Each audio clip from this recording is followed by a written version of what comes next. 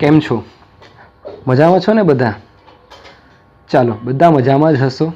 આજે ખૂબ જ સારો દિવસ છે. આજે ગુરુ પૂર્ણિમા છે અને ગુરુ પૂર્ણિમાના દિવસે આજે આપણે કંઈક નવી રીતે ભણવાનો પ્રયત્ન કરી રહ્યા છીએ, જેને આપણે કહીએ છીએ ઓનલાઈન. અને એમાં આજે આપણે જે પાઠ ભણવાના છે એ પાઠનું નામ છે ભારતમાં યુરોપિયન પ્રજાનું આગમન. વિષય તમારો સામાજિક વિજ્ઞાન SS તમે કહો છો, બરાબર? તો આજે પાઠનું નામ છે કે ભારતમાં યુરોપિયન પ્રજાનું આગમન. એટલે ભારતની અંદર આ યુરોપની પ્રજા શા માટે આવી? તો આપણને બધાને ખ્યાલ જ છે કે ધોરણ 4 અને ધોરણ 5ની અંદર આપણે શીખીને આવ્યા કે ભાઈ દુનિયાની અંદર કેટલા ખંડો? 7 ખંડો છે. તેમાંનો સૌથી મોટો ખંડ એટલે એશિયા ખંડ, અને ત્યાર પછી કોણ આવે? તો યુરોપ ખંડ. તો આ જે યુરોપ ખંડની પ્રજા છે એ આપણા એશિયા ખંડમાં અને તેમાં પણ સ્પેશિયલી ભારત દેશની અંદર શા માટે આવી? એવું તો શું થયું કે આ યુરોપની પ્રજાએ ભારતમાં આવવાની જરૂર પડી? તો મિત્રો, તમે સૌ જાણો છો કે ઘણા વર્ષો પહેલાં આપણો જે દેશ છે એ દુનિયાની અંદર અગ્રીમ હરોળમાં હતો, પહેલા નંબરે હતો. દરેકે દરેક બાબતમાં ભારત દેશ એ પહેલા નંબરે હતો. આપણા દેશને આપણે જાણીએ છીએ કે લોકો સોને કી ચિડિયા કહેતા, કારણ કે આપણા દેશની અંદરથી બીજા દેશોની અંદર એટલી બધી વસ્તુઓ વેપાર અર્થે સપ્લાય થતી કે ત્યાંથી ઘણો બધો પૈસો, ઘણું બધું સોનું આપણા દેશમાં આવતું, અને એટલા માટે જ આપણા દેશને સોને કી ચિડિયા કહેવાતો. એટલો સમૃદ્ધ આપણો દેશ હતો. તેથી ઘણા બધા દેશના જે લોકો છે, બીજા ખંડના જે લોકો છે, એ દરેકે દરેક લોકોને ભારત દેશમાં આવવાની, ભારત દેશની અંદર વેપાર કરવાની અને ભારત દેશમાંથી પૈસો કમાવીને પોતાના દેશમાં લઈ જવાની આતુરતા રહેતી. દરેકે દરેક માણસનું એક સ્વપ્ન હતું કે હું એક વખત ભારત જાઉં અને ત્યાંથી ઘણો બધો પૈસો કમાવીને લઈ આવું. ઘણા લોકો છે તે ભારત દેશની સંસ્કૃતિને જાણવા માટે આવતા. તો ભારત દેશની અંદર પ્રાકૃતિક સૌંદર્ય પણ એટલું બધું હતું કે લોકો એને જોવા માટે પણ વિદેશથી ભારત દેશની અંદર આવતા. પરંતુ અહીં જે આપણે વાત કરવાના છે, આ ચેપ્ટરની અંદર આપણે જે ભણવાના છે, તો તે આપણે આ ટાઇટલ જોઈને આપણે અનુમાન લગાવવાનું છે કે ભારતમાં યુરોપિયન પ્રજાનું આગમન શા માટે થયું. તો હવે આપણે આ પાઠની શરૂઆત કરીએ. તો તમે જોજો કે ભારત દેશની અંદર વેપાર ઘણા વર્ષોથી ચાલતો. ઘણા વર્ષોથી વિદેશના જે વેપારીઓ છે, વેપારી એટલે ખબર પડે ને કે જે વેપાર કરવા માટે આવે, એટલે આપણા દેશમાંથી કંઈક વસ્તુ લઈ જાય અને પોતાના દેશમાંથી કંઈક વસ્તુ લાવીને આપણા દેશમાં વેચે, અને આપણે કહીએ વેપાર. તો ઘણા વર્ષોથી જે વિદેશી વેપારીઓ છે એ પોતાના દેશમાંથી આવતા અને ભારત દેશમાં આવીને વેપાર કરતા, અને આપણા દેશમાંથી ઘણી બધી વસ્તુઓ એ લોકોના દેશમાં લઈ પણ જતા. હવે જમીન માર્ગ, વેપારના ઘણા બધા માર્ગ હતા. જમીન માર્ગે બી આવતા, બરાબર? અમુક લોકો જળ માર્ગે બી આવતા. એટલે વેપાર તો આપણા દેશની અંદર ચાલતો જ હતો. પણ તેમાંથી સ્પેશિયલી આ જે આરબ વેપારીઓ છે, આરબો, તો એ લોકો વર્ષોથી જમીન માર્ગે વેપાર ખેડતા. કોણ? તો આરબો. અહીં તમને લખીને આપું છું મિત્રો. આ જે આરબ લોકો છે એ લોકો ભારત દેશની સાથે વેપાર કરતા, પણ કયા માર્ગે કરતા? જમીન માર્ગે. પણ થયું એવું કે તુર્કોએ, મિત્રો કોણે? તુર્કોએ, તુર્કી પ્રજા, તમે નામ સાંભળ્યું હશે આવું, તુર્ક લોકો. તો એ તુર્ક લોકોએ શું કર્યું? તો એ તુર્કોએ કોન્સ્ટેન્ટિનોપલ જીતી લીધું. કોણે? તુર્કોએ. આ તુર્કોએ શું જીતી લીધું? કોન્સ્ટેન્ટિનોપલ.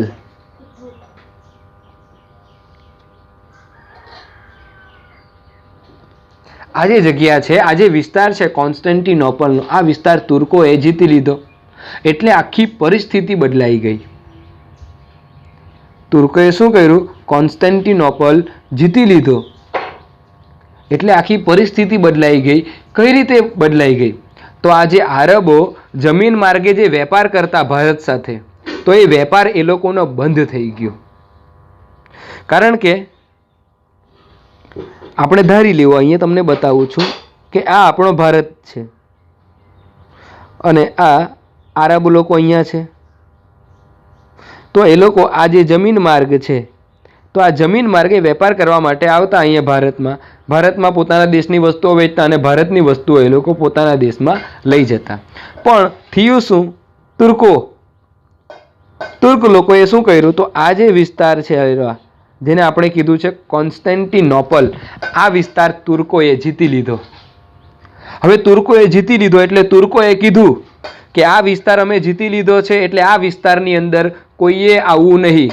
જો અહીંયા આવ્યા તો ટાટિયા ભાંગી નાખીશું. કહેવાનો મતલબ કે તુર્કોએ આ જે વિસ્તાર છે કે જ્યાં આરબ લોકો એ રસ્તેથી આવતા ભારતમાં, તો એ રસ્તો એ જે વિસ્તાર છે આખો એ જીતી લીધો અને પછી કોઈ પણ લોકોને અહીંયાથી આવવા જવાની પરવાનગી આપી નહીં. આ પ્રતિબંધિત વિસ્તાર જાહેર કરી દીધો એ લોકોએ કે આની અંદર માત્ર ને માત્ર તુર્ક લોકો જ રહી શકે, બીજા કોઈએ આ રસ્તે આવવું જવું નહીં. હવે આરબ લોકો એ લોકો ભારતની સાથે વેપાર કરવાનો, પણ આ રસ્તે તો જવાય નહીં. તો હવે કરવું શું? એટલે આ જે દેશો છે બધા, તો એ લોકોને ભારતની વસ્તુઓના આદી થઈ ગયેલા. કારણ કે હવે જમીન માર્ગે તો એ લોકોનો શું થઈ ગયો? વેપાર અટકી પડ્યો.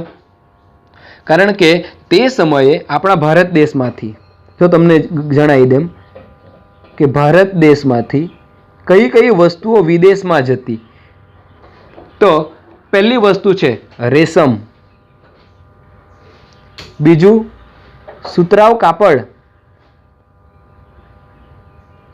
રેશમ, સુતરાઉ કાપડ, પછી મલમલ,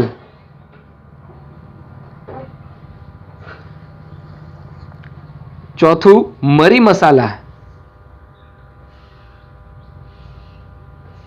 અને પાંચમું તેજાના. તો આવી ઘણી બધી વસ્તુઓ એ ભારત દેશમાંથી ક્યાં જતી? તો બીજા દેશોની અંદર જતી. પણ હવે આ બીજા દેશવાળા છે તે ભારતમાં આવી શકતા નહીં. કેમ? તો જે વિસ્તારમાંથી થઈને એ લોકો ભારતમાં આવતા, તે વિસ્તાર કોન્સ્ટેન્ટિનોપલ એ તુર્કોએ જીતી લીધું અને તુર્કોએ શું કર્યું? તો કોઈ પણ વ્યક્તિને આની અંદર આવવાની ના પાડી દીધી. અને આ જે બધી વસ્તુઓ ભારત દેશમાંથી બીજા દેશોમાં જતી, એટલે આ બધી વસ્તુઓ ખાઈને વાપરીને જે બીજા દેશના લોકો છે તે ભારતની આ વસ્તુઓના આદી થઈ ગયેલા.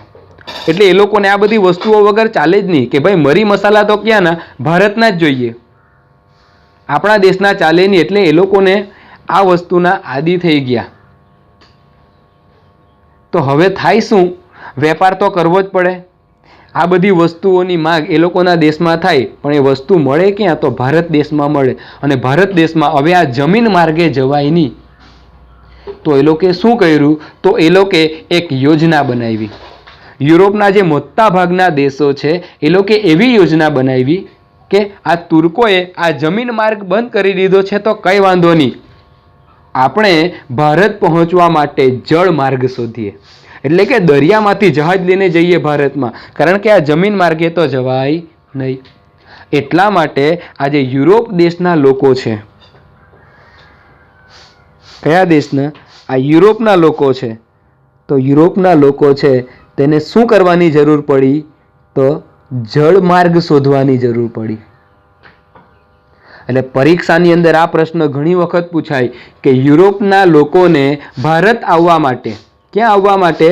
ભારત આવવા માટે જળ માર્ગ શોધવાની જરૂર કેમ પડી? તો તમારે ખાસ કહેવાનું કે પહેલાં આરબ લોકો એ જમીન માર્ગે છે એ ભારત સાથે વેપાર કરતા. પછી શું થયું? તો આ તુર્કોએ કોન્સ્ટેન્ટિનોપલ છે એ વિસ્તાર જીતી લીધો. એટલે આ યુરોપિયન લોકો છે એ લોકોનો ભારત આવવા માટેનો જમીન માર્ગ છે બંધ થઈ ગયો. કારણ કે તે સમયે ભારત દેશમાંથી કઈ કઈ વસ્તુઓ વિદેશમાં જતી? તો રેશમ, સુતરાઉ કાપડ, મલમલ, મરી મસાલા, તેજાના, આ બધી વસ્તુઓ છે એ ક્યાં જતી? તો યુરોપમાં જતી. પણ હવે જમીન માર્ગ બંધ થઈ ગયો, એટલા માટે એ લોકોએ જળ માર્ગ શોધવાની જરૂર પડી. એટલે આ રીતનો તમે પ્રશ્ન લખશો એટલે ચોક્કસથી તમને પૂરેપૂરા માર્ક્સ મળી જશે. ઓકે, તો આ વિડીયોની અંદર ખૂબ જ મજા આવી જાય ને? શું એકદમ સિમ્પલ છે. આને રિવિઝન કરીએ તો આરબ લોકો હતા, એ લોકો જમીન માર્ગે એટલે કે જમીન પરથી એ ભારત સાથે વેપાર કરતા.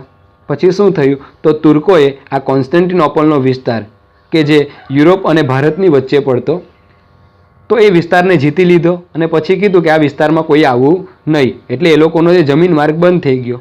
હવે જમીન માર્ગ બંધ થઈ ગયો તો આ યુરોપની પ્રજા છે ભારત સાથે વેપાર કઈ રીતે કરે?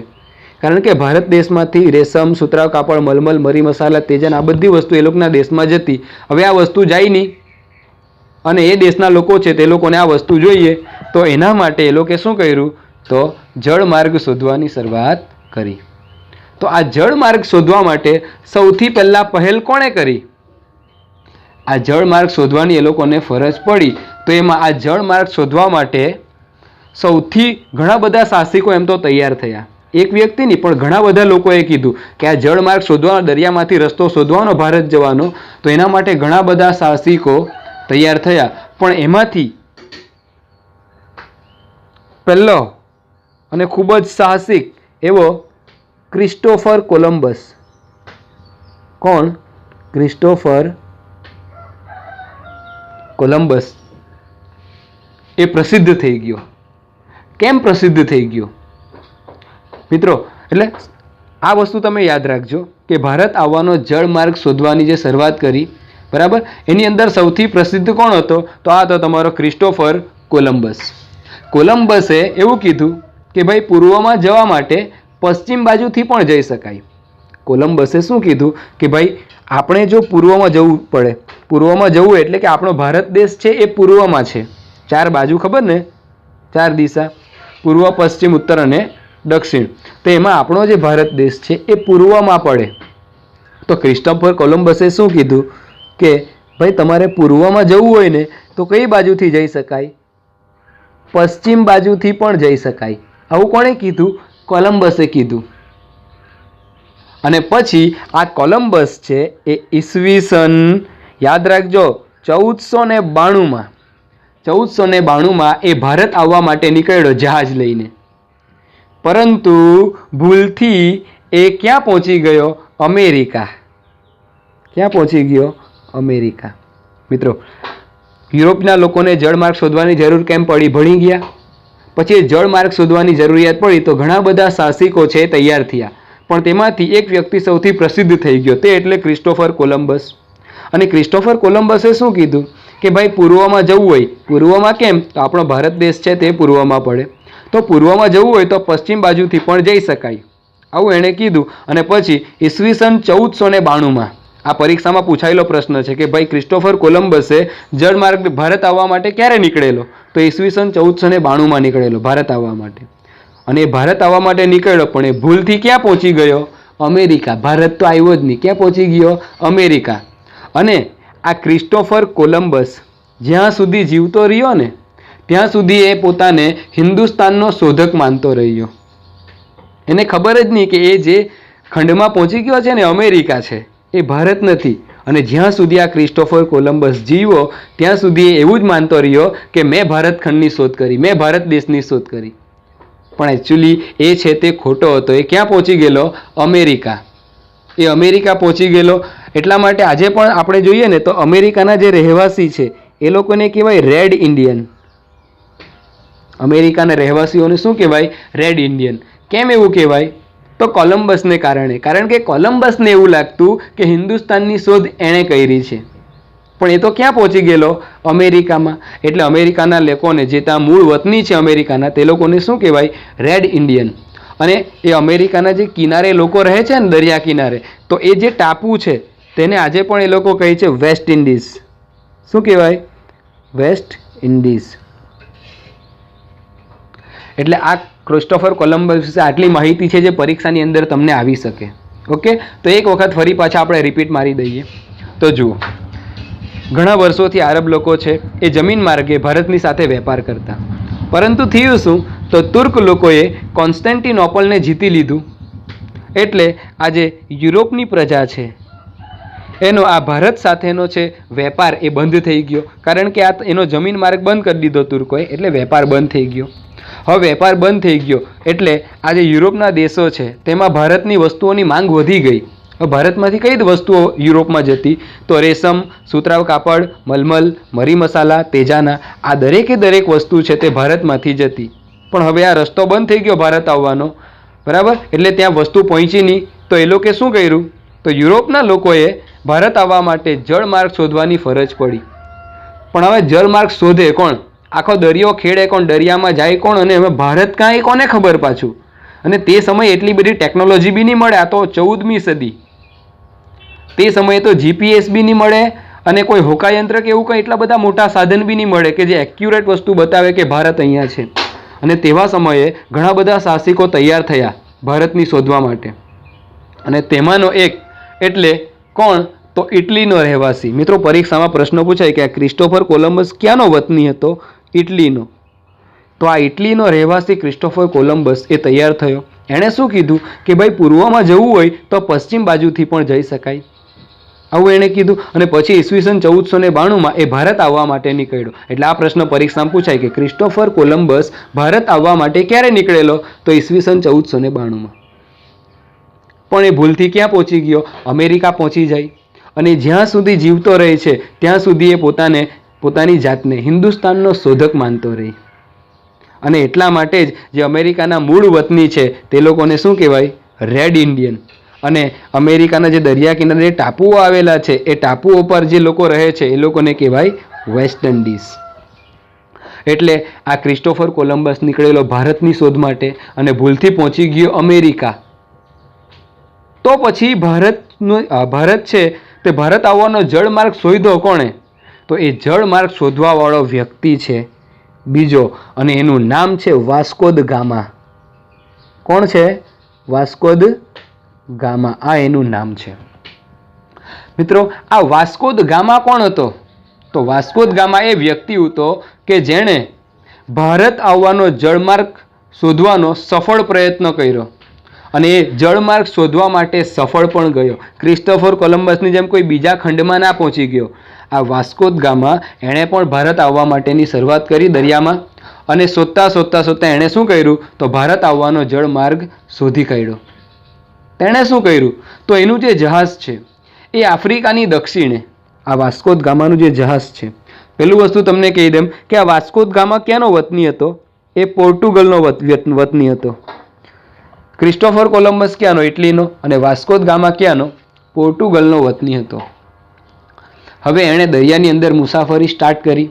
તો એનું જે જહાજ છે એ આફ્રિકાની દક્ષિણે, જો ધ્યાન આપજો હે, આફ્રિકાની દક્ષિણ દિશા તો ખબર ને? તો આફ્રિકાની દક્ષિણે એક ભાગ છે કેપ ઓફ ગુડ હોપ. કયો ભાગ છે? Cape of Good Hope. તો આનું ચક્કર લગાવીને આફ્રિકાના પૂર્વ કિનારે, આફ્રિકાની દક્ષિણે કયો ભાગ છે? તો કેપ ઓફ ગુડ હોપ.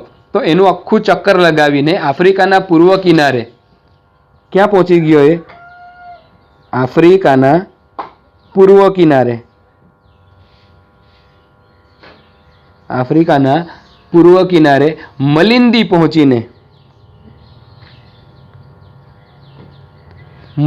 પહોંચીને એ ક્યાં ગયો? તો હિન્દ મહાસાગરમાં. ક્યાં? મલિંદી પહોંચીને ક્યાં? તો હિન્દ મહાસાગરમાં. હિન્દ મહાસાગર, ભારતનો નકશો તમે જોયો છે ને?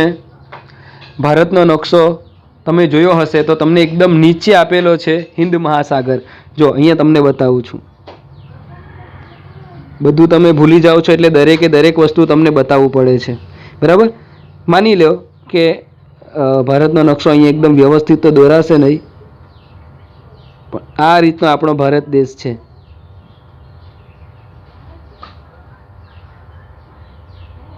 ઓકે, કંઈક આ રીતનો આપણો ભારત દેશ છે. તો અહીંયા તો મિત્રો અરબ સાગર આવેલો છે. આ ભારતની પશ્ચિમમાં તો અરબ સાગર છે. તો હિન્દ મહાસાગર ક્યાં છે? અહીંયા છે. અહીંયા હિન્દ મહાસાગર છે નીચે. ભારતની દક્ષિણમાં આ તમારી કઈ છે? તો આ ઉત્તર, આ તમારી દક્ષિણ, આ પૂર્વ અને આ પશ્ચિમ બાજુ. આ ચાર બાજુ છે ને આપણો ભારત દેશ છે. તો ભારત દેશની પશ્ચિમમાં તો અરબ સાગર આવેલો છે, પણ આ ભારત દેશ છે એની દક્ષિણમાં કયો આવેલો? હિન્દ મહાસાગર. અહીંયા તમે જોશો તો અહીંયા આ રીતનું તમને શ્રીલંકા પણ આપેલું છે નકશામાં. તો નકશો વસાવી લેવાનો એક અને જોતું રહેવાનું, એટલે દરેક દેશ ક્યાં આવેલો તે તમને ખબર પડે. તો આ હિન્દ મહાસાગરમાં કોણ ગયો? Vasco da gamma. તો પાછી એક વખત જોઈ લઈએ. તો વાસ્કો દ ગામા એણે ભારત આવવાનો જળમાર્ગ શોધ્યો. વાસ્કો દ ગામા ક્યાંનો વતની? પોર્ટુગલનો. એ ક્યાંથી નીકળ્યો? તો આફ્રિકાની દક્ષિણે કેપ ઓફ ગુડ હોપ છે ત્યાંથી આખું ચક્કર લગાવીને આફ્રિકાના પૂર્વ કિનારે મલિંદી પહોંચ્યો અને મલિંદીથી એ ક્યાં ગયો? તો હિન્દ મહાસાગરની અંદર એણે પોતાનું જહાજ છે આગળ વધાર્યું. ક્યાં વગાડ્યું? હિન્દ મહાસાગરની અંદર. અને હિન્દ મહાસાગર તો ક્યાં છે? નીચે છે દક્ષિણ ભાગમાં. તો હિન્દ મહાસાગરમાં આગળ વધતા વધતા એને એક હિન્દી ખલાસી મળી ગયો. આ હિન્દ મહાસાગરમાં એનું જહાજ આગળ વધતું હતું તો એને એક હિન્દી ખલાસી મળી ગયો. એ હિન્દી ખલાસી એનું નામ શું હતું ખબર? આ પરીક્ષામાં પૂછાય કે વાસ્કો દ ગામા કયા હિન્દી ખલાસીની મદદથી હિન્દ મહાસાગરમાં ભારત તરફ આવ્યો? તો મોહમ્મદ ઇબ્ન મજીદ. શું નામ હતું? મોહમ્મદ ઇબ્ન મજીદ. આ હિન્દી ખલાસી એ પણ ભારત આવતો હતો, કારણ કે એને તો ખબર જ આ રસ્તો, કારણ કે હિન્દુનો હતો. તો આની મદદથી વાસ્કો દ ગામા છે તે ભારત સુધી આવ્યો. અને વાસ્કો દ ગામા ભારત ક્યારે આવ્યો? તો આ તારીખ તમે યાદ રાખજો, 22મી મે. 22મી મે 1498માં ભારતની અંદર એ વાસ્કો દ ગામા આવ્યો. અને કઈ જગ્યાએ? તો કાલિકટ બંદરે. ક્યાં આવ્યો? કાલિકટ બંદરે. એટલે આટલું વસ્તુ તમારે ખાસ યાદ રાખવાનું છે મિત્રો. આ કાલિકટ બંદર એટલે આ ભારત દેશ છે. કાલિકટ બંદર અહીંયા આવેલું. આ તમારું કયું છે? આ કાલિકટ બંદર છે.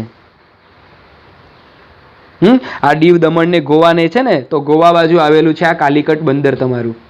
તો આટલું વસ્તુ તમારે વાસ્કો દ ગામાનું યાદ રાખવાનું. વાસ્કો દ ગામા પોર્ટુગલનો વતની, આફ્રિકાની દક્ષિણેથી કેપ ઓફ ગુડ હોપનું ચક્કર લગાવીને આફ્રિકાના પૂર્વ કિનારે મલિંદી પહોંચીને હિન્દ મહાસાગરમાં એનું જહાજ એણે આગળ વધાર્યું. મિત્રો ઘણા લોકો તો એવું પણ કહે છે કે વાસ્કો દ ગામા છે એ નીકળ્યો તો ખરો, પણ એને ભારત આવવાનો જળમાર્ગ ખબર નહીં, અને હિન્દ મહાસાગરમાં બી એનું જે જહાજ છે તે આગળ વધ્યા કરતું, પણ પછી ક્યાં જવું અને શું કરવું એની ખબર જ નહીં પડે. તો વાસ્કો દ ગામા એક ટાઈમ ઉપર નિરાશ થઈ જાય કે આ ભારત આપણને મળે તેવું છે નહીં મળે, પાછા રિટર્ન પોર્ટુગલ જતા રહીએ. અને તેવા સમયે એને આ હિન્દી ખલાસી મળે, મોહમ્મદ ઇબ્ન મજીદ. અને એ વ્યક્તિ છે તે આ વાસ્કો દ ગામાને ક્યાં પહોંચાડે? ભારત દેશમાં પહોંચાડી દે. અને વાસ્કો દ ગામા 22 મે 1498માં ભારતની અંદર કાલિકટ બંદરે આવીને પહોંચે. હવે વાસ્કો દ ગામા 22 મે 1498ના દિવસે ભારતમાં કાલિકટ બંદરે પહોંચે. હવે તે સમયે આજે કાલિકટનો રાજા હતો. આજે આપણે વાત કરીએ ને કાલિકટ બંદરે પહોંચી ગયો વાસ્કો દ ગામા, તો એ કાલિકટનો રાજા હતો ઝામોરિન. કોણ હતો? ઝામોરિન. તો તેણે શું કર્યું? તો તેણે આ પોર્ટુગીઝ લોકોને વેપાર કરવાની છૂટ આપી દીધી. એટલે વાસ્કો દ ગામા એ પોર્ટુગલનો વતની, આફ્રિકાની દક્ષિણથી એ કેપ ઓફ ગુડ હોપ આખું પસાર કરીને આફ્રિકાના પૂર્વ કિનારે મલિંદીમાં થઈને ક્યાં પહોંચી ગયો? હિન્દ મહાસાગર. હિન્દ મહાસાગરમાં એને હિન્દી ખલાસી મળ્યો મોહમ્મદ ઇબ્ન મજીદ. એણે એ માણસને ભારત સુધી લઈ આવ્યો. 22 મે 1498 વાસ્કો દ ગામા એ ભારતમાં કાલિકટ બંદરે ઉતર્યો. કાલિકટ. અને તે સમયે કાલિકટનો રાજા કોણ હતો? ઝામોરિન. પછી વાસ્કો દ ગામાએ ઝામોરિનને કીધું કે ભાઈ અમારે આ તમારા દેશમાં છે એ વેપાર કરવા માટે પરવાનગી જોઈએ છીએ. ઝામોરિન એકદમ સીધો સાદો સારો માણસ હતો. તો ઝામોરિને આ પોર્ટુગીઝોને ભારતમાં વેપાર કરવાની છૂટ આપી દીધી. અને ત્યાર પછી આ પોર્ટુગીઝોએ શું કર્યું? પોર્ટુગીઝોને ભારતમાં વેપાર કરવાની છૂટ મળી. તો પોર્ટુગીઝોએ ઈસવીસન 1502, આ સાલ યાદ રાખજો, ઈસવીસન 1502ની અંદર એ લોકોએ કાલિકટમાં એક કોઠી સ્થાપી. એટલે પોર્ટુગીઝોએ કોઠી, સૌથી પહેલી કોઠી ક્યાં સ્થાપી? તો ઈસવીસન 1502ની અંદર. ક્યાં? તો કાલિકટની અંદર લોકો કોઠી સ્થાપી. આ કોઠી સ્થાપી તો દીધી, પણ એની સાથે સાથે એની ફરતે એ લોકોએ કિલ્લેબંધી કરી. કોઠીની ફરતે શું કરી? કિલ્લેબંધી. અને કિલ્લેબંધી માટે પણ એક સેનાપતિ બનાવ્યો, અને એ સેનાપતિનું નામ હતું અલ્બુકર્ક. શું નામ હતું એનું? અલ્બુકર્ક. એટલે 1502માં કાલિકટમાં એ લોકોએ કોઠી સ્થાપી, વેપારની પરમિશન મળી. એટલે પછી એ કોઠીની ફરતે કિલ્લેબંધી કરી, અને કિલ્લેબંધીમાં એક સેનાપતિ રાખ્યો એનું રક્ષણ કરવા માટે કિલ્લાનું, અને એનું નામ છે અલ્બુકર્ક. કર્ક. પછી અલ્બુકર્કે શું કર્યું? તો અલ્બુકર્ક એ ઉત્તર તરફ આગળ વધ્યો. કઈ દિશામાં આગળ વધ્યો? અલ્બુકર્કની વાત થાય છે. હવે અલ્બુકર્ક એ સેનાપતિ છે કે જે અંગ્રેજોની કોઠીની જે કિલ્લા બાંધેલો એ કિલ્લાની રખેવાળી કરતો. એ અલ્બુકર્ક એ ઉત્તર તરફ આગળ વધ્યો. મિત્રો કઈ તરફ? ઉત્તર તરફ. અને એણે શું કર્યું? તો 1506માં એણે ગોવા જીતી લીધું.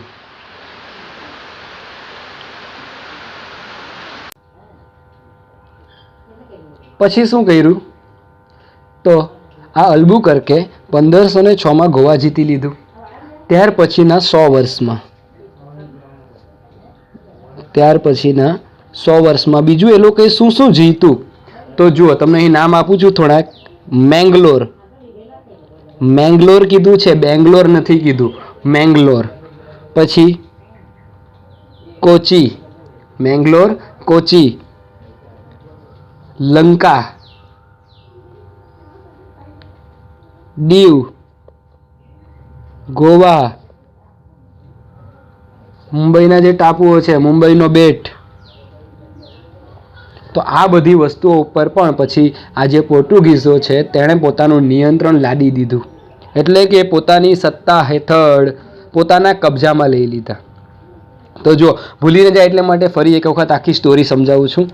વાસ્કો દ ગામા પોર્ટુગલનો વતની આફ્રિકાની દક્ષિણેથી કેપ ઓફ ગુડ હોપનું આખું ચક્કર પૂરું કરીને આફ્રિકાના પૂર્વ કિનારે મલિંદીમાંથી એ હિન્દ મહાસાગરની અંદર પોતાનું જહાજ આગળ વધારવા માંડ્યો. હિન્દી ખલાસી મોહમ્મદ ઇબ્ન મજીદની મદદથી એ ભારત આવ્યો. ક્યારે? 22 મે 1498 ભારતમાં કાલિકટ બંદરે ઉતર્યો. તે સમયે ત્યાંનો રાજા કોણ હતો? ઝામોરીન હતો. તો ઝામોરીન પાસે એણે વેપાર કરવાની પરમિશન માંગી. ઝામોરીને એને વેપારની પરમિશન આપી દીધી. પરમિશન આપી એટલે સૌથી પહેલાં શું કામ કર્યું? તો ઈસવીસન 1502માં કાલિકટમાં એક કોઠી બનાવી એ લોકોએ. કોણે? પોર્ટુગીઝોએ. એની ફરતે કિલ્લેબંધી કરી અને એ કિલ્લાની રક્ષણ માટે એક સેનાપતિ બનાવ્યો. એનું નામ અલ્બુકર્ક. આ અલ્બુકર્કે શું કર્યું? તો એ ઉત્તર તરફ આગળ વધ્યો અને 1506માં એણે ગોવા જીતી લીધું. ત્યાર પછી 100 વર્ષોમાં તો શું શું જીત્યું? મેંગ્લોર, કોચી, લંકા, દીવ, ગોવા અને મુંબઈનો બેટ. આ બધી વસ્તુ ઉપર એણે પોતાનું નિયંત્રણ લાવી દીધું. હવે જો મજા આવે, આ પોર્ટુગીઝ સત્તા છે તેનો અંત કેવી રીતના આવ્યો? તો મિત્રો કે 17મી સદીની શરૂઆતમાં આ પોર્ટુગીઝો છે એ લોકોનો વેપાર બંગાળ તરફ વધવા લાગ્યો. કઈ સદીમાં? 17મી સદીમાં એ લોકોનો વેપાર કઈ તરફ વધવા લાગ્યો? બંગાળ તરફ એ લોકોનો વેપાર વધવા લાગ્યો. મિત્રો બંગાળ એટલે તમારો અહીંયા આવેલો આ પશ્ચિમ બંગાળ. આટલે ભારતનો નકશો જોશો ને તો અહીંયા બંગાળ આવેલો.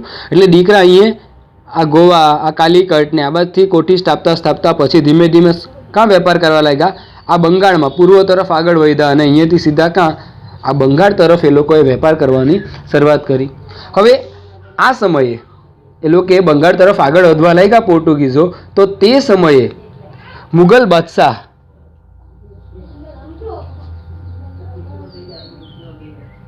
કોણ? મુગલ બાદશાહ શાહજહાં. આ શાહજહાં છે એ દિલ્હીની ગાડી પર હતો. શાહજહાં એટલે ખબર ને, જેણે તાજમહેલ બનાવેલું મુમતાઝ મહેલની યાદમાં, એની પત્ની હતી. તો 17મી સદીમાં જ્યારે આ પોર્ટુગીઝો એ બંગાળ તરફ આગળ વધવા લાગ્યા વેપાર કરવા માટે, બરાબર, તો તે સમયે મુગલ બાદશાહ શાહજહાં છે એ દિલ્હીની ગાડી ઉપર હતો. હવે તે સમયે એનો બંગાળનો સૂબો, બંગાળની અંદર સૂબો હતો. કોનો? આ બાદશાહ શાહજહાંનો. તો એ સૂબાએ પોર્ટુગીઝોના વર્તન સામે શાહજહાંને ફરિયાદ કરી કે ભાઈ આ પોર્ટુગીઝો છે વેપાર કરવાને બહાને આવે અને પછી એ વિસ્તાર ઉપર કબજો લઈ લે છે. આવી ફરિયાદ કોણે કરી? તો બંગાળની અંદર આ શાહજહાંનો જે સૂબો હતો ને એનો મેઇન માણસ, ખાસ માણસ, તેણે શાહજહાંને ફરિયાદ કરી. કોની? આ પોર્ટુગીઝોની. કે પોર્ટુગીઝો શું કરે? વેપાર કરવાના એમ કરીને પરમિશન લઈને આવે તો ખરા, પણ પછી એ વિસ્તાર ઉપર શું કરે? કબજો કરી લે, પોતાનો બનાવી દે એ વિસ્તારને. તો આવી ફરિયાદ જ્યારે શાહજહાંને કરી તો શાહજહાંએ શું કર્યું? શાહજહાંએ આદેશ આપ્યો અને શાહજહાંના ફરમાનથી આ જે મુગલ સલ્તનત છે, મુગલ સામ્રાજ્યના જે સેનાપતિઓ છે, સૈનિકો છે, તેમણે શું કર્યું? તો હુગલીની અંદર, તો હુગલીની અંદર જે એમણે કોઠી સ્થાપેલી પોર્ટુગીઝોએ, તે કોઠી તોડી પાડવામાં આવી. એ કોઠીને શું કરવામાં આવ્યું? તોડી પાડવામાં આવી. જે વહાણો લઈને આ પોર્ટુગીઝો આવેલા તેને સળગાવી દેવામાં આવ્યા. કોના ફરમાનથી? તો શાહજહાંના ફરમાનથી.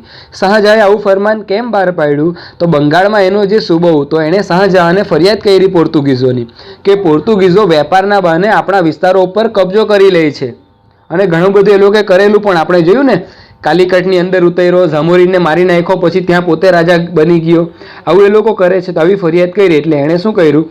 શાહજહાંએ ફરમાન બહાર પાડ્યું, એમની કોઠીઓ તોડી પાડી અને એમના જહાજોને પણ શું કર્યા? સળગાવી દીધા. એટલે આ રીતે આજે પોર્ટુગીઝ સત્તા છે તેનો અંત આવી ગયો. પણ એ પૂરેપૂરા છે તે ભારત છોડીને ગયા નહીં. એ લોકોનો અંત આવ્યો ખરો. એ લોકો જે બંગાળ તરફ આગળ વધતા હતા તે અટકી ગયા અને એ લોકોની સત્તા પછી ક્યાં રહી ગઈ? માત્ર તો દીવ, દમણ અને ગોવા. ક્યાં બાકી રહી ગઈ? દીવ, દમણ અને ગોવા. તો આટલા સ્થળો પછી પોર્ટુગીઝોની પાસે રહ્યા. બાકીના બધા વિસ્તારો છે ત્યાંથી શાહજહાં એ લોકોને ભગાડી દીધા. તો મિત્રો, આ હતું આપણું વાસ્કો દ ગામાનો પરિચય. એક વખત આખું આપણે રિવિઝન મારી લઈએ એટલે આટલું વસ્તુ છે તે આપણને ક્લિયર થઈ જાય. ઓકે, તો ચાલજો. બિલકુલ ધ્યાન ભટકાવતા નહીં અને ધ્યાન આપતા રહેજો. ક્યાંથી શરૂઆત કરેલી? તો સૌથી પહેલાં જે આરબો છે એ જમીન માર્ગે ભારતની સાથે વેપાર કરતા. પછી શું થયું? તો આ તુર્કોએ કોન્સ્ટન્ટિનોપલ, આ જે વિસ્તાર છે જમીન માર્ગવાળા વિસ્તાર, એને જીતી લીધો. એટલે આ યુરોપીય પ્રજાનું છે તે ભારત સાથે વેપાર કરવાનું બંધ થઈ ગયું. કારણ કે ભારત દેશમાંથી કઈ કઈ વસ્તુઓ જતી વિદેશમાં? તો રેશમ, સુતરાઉ કાપડ, મલમલ, મરી મસાલા, તેજાના, આ બધી વસ્તુઓ બીજા દેશોમાં જતી. હવે એ બધી વસ્તુઓ બીજા દેશમાં જતી બંધ થઈ ગઈ. એટલે જે યુરોપના લોકો છે તે લોકોએ ભારત આવવા માટેનો જળમાર્ગ શોધવાની જરૂર પડી. ઓકે, કેમ પડી તે ખબર પડી ને? હવે એ જળમાર્ગ શોધવા માટે ઘણા બધા સાહસિકો તૈયાર થયા. એમાંનો એક સૌથી પ્રસિદ્ધ એટલે ક્રિસ્ટોફર કોલંબસ. એ ક્યાંનો વતની હતો? ઇટલીનો. તો એણે શું કીધું કે પૂર્વ તરફ જવા માટે પશ્ચિમ બાજુથી પણ જઈ શકાય છે. અને એણે એ 1492માં, ઈસવીસન 1492માં એ ભારત આવવા માટે નીકળ્યો. અને ભૂલથી એ ક્યાં પહોંચી ગયો? અમેરિકા. અને જ્યાં સુધી એ મર્યો ત્યાં સુધી એ પોતાની જાતને હિન્દુસ્તાનનો શોધક જ માનતો રહ્યો, જો કે એ એનો ભ્રમ હતો. અને એ અમેરિકા પહોંચી ગયો એટલા માટે અમેરિકાના જે લોકો છે એને રેડ ઇન્ડિયન કહેવાય. અમેરિકાના જે મૂળ વતની છે તેને રેડ ઇન્ડિયન કહેવાય. અને એના જે અમેરિકાના ટાપુઓ પર જે લોકો વસે છે તેને એ ટાપુનું નામ છે વેસ્ટ ઇન્ડિઝ. ઓકે, ત્યાર પછી આ ક્રિસ્ટોફર કોલંબસ તો નિષ્ફળ ગયો. ત્યાર પછી બીજો પ્રયત્ન કોણે કર્યો? Vasco da gamma. ક્યાંનો વતની હતો? પોર્ટુગલનો. એણે શું કર્યું? તો આફ્રિકાની દક્ષિણેથી કેપ ઓફ ગુડ હોપ છે આ વિસ્તારનું આખું ચક્કર મારીને આફ્રિકાના પૂર્વ કિનારે મલિંદી, ત્યાંથી થઈને ક્યાં પહોંચ્યો? હિન્દ મહાસાગરમાં. મિત્રો, જો તમને નકશાની અંદર થોડું કાચું પાકી આકૃતિ દોરીને બતાવું તો આ આપણો ભારત દેશ છે. બરાબર? આ આપણો શું છે? ભારત દેશ. અને આ કાલિકટ જ્યાં વાસ્કો દ ગામા આવેલો. હવે આ ભારત દેશથી આ તરફ આપણે આવીએ તો આ બાજુ આ આફ્રિકા ખંડનો વિસ્તાર છે. એટલે આ રીતનો વિસ્તાર છે. તો અહીંયા આ પોર્ટુગલ છે, એટલે કે જ્યાંથી વાસ્કો દ ગામા આવેલો. તો એણે શું કર્યું? તો આ કેપ ઓફ ગુડ હોપ છે આ વિસ્તાર, આને કેપ ઓફ ગુડ હોપ કહેવાય. Cape of Good Hope. તો આ પોર્ટુગલથી નીકળ્યો ને આખું કેપ ઓફ ગુડ હોપ છે એનું ચક્કર એણે પૂરું કર્યું. બરાબર? અને ક્યાં પહોંચ્યો? આ દક્ષિણમાં પહોંચી ગયો. દક્ષિણમાં આપણે શું નામ આપ્યું એને? આપણે શું કીધું? મલિંદી. ક્યાં પહોંચી ગયો? મલિંદી. એટલે અહીંયા પહોંચ્યો અને ત્યાંથી પછી એ ક્યાં આવ્યો? તો આખો હિન્દ મહાસાગર લાગ્યા. તો હિન્દ મહાસાગરમાં એણે આગળ વધારી એની ગાડી. તો એને એટલો કોણ મળી ગયું? હિન્દી ખલાસી મોહમ્મદ ઇબ્ન મજીદ મળી ગયો. અને એની મદદથી ક્યાં? ભારતના કાલિકટ બંદરે પહોંચી ગયો. ક્યારે પહોંચ્યો? તો 22 મે 1498ના દિવસે પહોંચ્યો. તે સમયે કાલિકટનો રાજા કોણ હતો? ઝામોરીન હતો. તો ઝામોરીન પાસે વાસ્કો દ ગામાએ શું કર્યું? વેપાર કરવા માટે પરમિશન માગી. અને ઝામોરીન સારો માણસ હતો, એણે પરમિશન આપી દીધી. પરમિશન આપી દીધી પછી લોકો એવું કહે છે કે આ જે વાસ્કો દ ગામા છે એણે ઝામોરીનને મારી નાખ્યો અને કાલિકટમાં એ પોતે રાજા બનીને બેસી ગયો. ત્યાર પછી શું કર્યું પોર્ટુગીઝોએ? તો ઈસવીસન 1502માં કાલિકટમાં કોઠી બનાવી. એ કોઠીની ફરતે કિલ્લેબંધી કરી અને કિલ્લાની રક્ષણ કરવા માટે એક સેનાપતિ નિયમો અને એનું નામ હતું અલ્બુકર્ક. પછી આ અલ્બુકર્કે શું કર્યું? તો એ ઉત્તર દિશા તરફ આગળ વધ્યો અને ગોવા જીતી લીધું. પછી 100 વર્ષમાં એ લોકો મેંગ્લોર, કોચી, લંકા, દીવ, ગોવા, મુંબઈનો બેટ આ બધી વસ્તુ ઉપર સત્તા સ્થાપવાનું ચાલુ કરી દીધું. એટલે આ બધા વિસ્તારો જીતીને પોતાના કરવા લાગ્યા. જોયું? જે લોકો વેપાર કરવા માટે આવેલા તે લોકો હવે માલિક બનવા લાગ્યા. જે રાજાએ એને આતિથ્ય સત્કાર કર્યું જેનું, તે રાજાને એણે મારી નાખ્યો અને જે વિસ્તારમાં વેપાર કરવાની છૂટ આપી તો તે વિસ્તારોને કબજો કરી લીધો. પછી શું થયું તો 17મી સદીમાં બંગાળ તરફ એ લોકો આગળ વધવા લાગ્યા. તો તે સમયે મુગલ બાદશાહ શાહજહાં એ દિલ્હીની ગાડી ઉપર રાજા હતો. તો બંગાળમાં એ શાહજહાંનો જે સૂબો હતો એણે શાહજહાંને ફરિયાદ કરી કે તમે આ થોડુંક પોર્ટુગીઝો પર ધ્યાન આપો, કારણ કે એ લોકો વેપાર કરવાના બહાને શું કરે છે તો જે આપણા વિસ્તારો છે તેના ઉપર કબજો કરી લે. તો શાહજહાંએ શું કર્યું, એક ફરમાન બહાર પાડ્યું અને કીધું એના સૈન્યને કે જાઓ અને આ લોકોની બધી કોઠીઓ તોડી કાઢો. તો એ લોકોએ શું કર્યું, હુગલીની અંદર એટલે કોઠી હતી પોર્ટુગીઝોની એને તોડી પાડી. એ લોકોના જે વહાણો હતા જે લઈને એ લોકો ભારત આવેલા એને પણ સળગાવી દીધા. અને આ રીતના પોર્ટુગીઝ સત્તાનો શું લઈ આવ્યા, અંત લઈ આવ્યા. અંતે પોર્ટુગીઝો ક્યાં રહી ગયા? ખાલી તો દીવ, દમણ અને ગોવા. એના સિવાયના બાકીના જે આ બધા હતા કોચી, લંકા ને મુંબઈ બેટ ને મેંગ્લોર ને આ બધા છે તે મુક્ત થઈ ગયા. ઓકે, હવે પછી શું થાય છે? આ પોર્ટુગીઝોનો અંત આવી ગયો. હવે પછી કયા યુરોપિયન પ્રજા ભારતમાં આવે છે, અંગ્રેજ પ્રજા ભારતમાં આવે છે અને શું કરે છે તેના વિશે આપણે આગળના વિડીયોમાં ભણીશું. તો એના માટે રાહ જોજો. ત્યાં સુધી આ જેટલું પણ ભણાવ્યું છે દરેકે દરેક પાઠ્યપુસ્તકમાંથી તૈયાર કરી લેજો, જેથી કરીને નવા વિડીયોમાં નવું કંઈક ભણીએ તો તમને કન્ફ્યુઝન ના થાય. ઓકે, તો ભણતા રહેજો. ઘરની બહાર વગર કામના નીકળતા નહીં. લોકડાઉન છે તો વાંચીને પૂરેપૂરું જે સમય છે તેનો સદુપયોગ કરજો. નેક્સ્ટ વિડીયોમાં મળીએ. ત્યાં સુધી આ જેટલું પણ ભણાવ્યું છે એટલું વ્યવસ્થિત તૈયાર કરી લેજો. Okay, by.